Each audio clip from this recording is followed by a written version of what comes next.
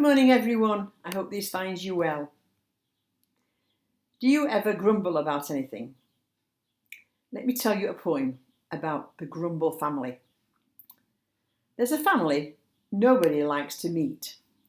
They live, it is said, on Complaining Street, in the city of never are satisfied, the river of discontent beside.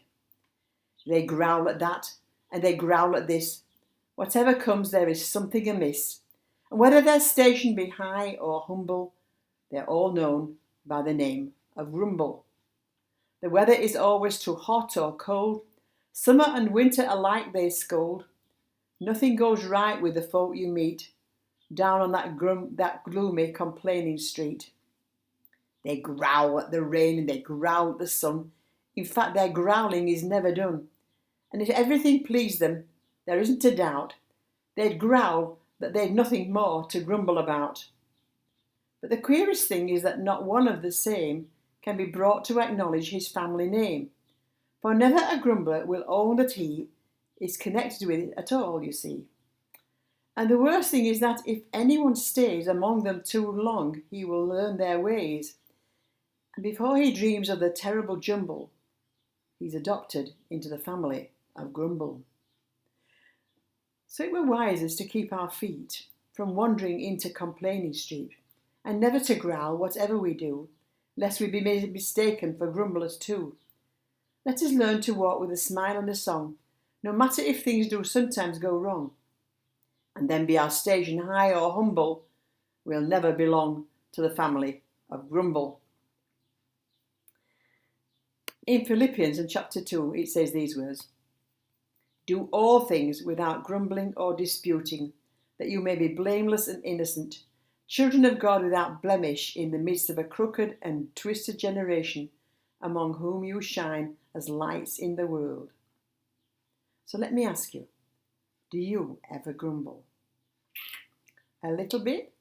A lot? Do you grumble inside? Do you try to keep it to yourself? Does it show in your disposition? Have you ever really met people that grumble, and have you noticed how their faces become twisted and bitter?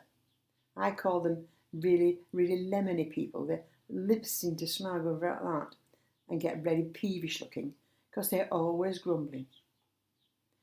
But Paul says in Philippians, do all things without grumbling or disputing.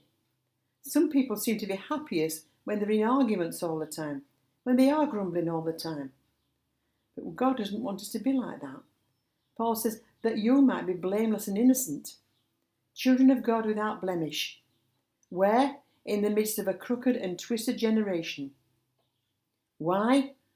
Because then you will shine as lights in the world. You never once heard Jesus grumble. Never.